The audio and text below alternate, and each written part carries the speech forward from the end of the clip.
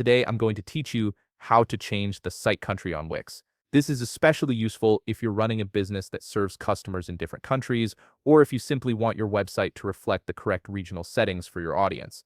If you want to get started on Wix, you can click on the link in the description down below. First up, you'll want to go to the Wix website and log in to your Wix account. Once you're logged in and viewing your Wix dashboard, take a look at the left navigation panel, scroll down toward the bottom part where you'll find the settings menu. This is your control center for managing all the important configurations for your site, so go ahead and click on it. Under the settings menu, you'll need to scroll down until you find the section labeled General.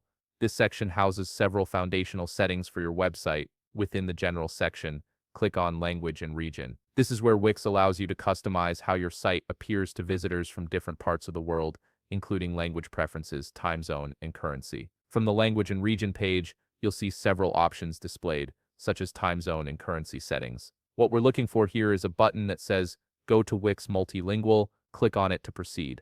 Now, to set your site country, you have two main options. If you don't see your country or language listed right away, you can click on the button that says Add Language, which is marked with a plus sign. This will bring up a list where you can add your preferred language and flag. Under the language dropdown, select the language you wish to use and the corresponding flag that represents your country. Once you've made your selection, you'll be prompted to choose how you want to translate your pages. You can opt for manual translation if you want full control, or you can use the machine translation option, which comes with a 5,000 character limit. Additionally, there's an option to set this website language right away or keep it hidden until you've finalized everything. Once you've configured these steps to your liking, click on the Add Language button to confirm. After you've added the language, it will appear listed under the Additional Language section. Now hover your cursor over the right part of that certain language entry. You'll notice a three-dot icon appear. Click on it and a small menu will pop up. From this menu, click on Set Region Format. This final step ensures that your site displays the correct regional formatting,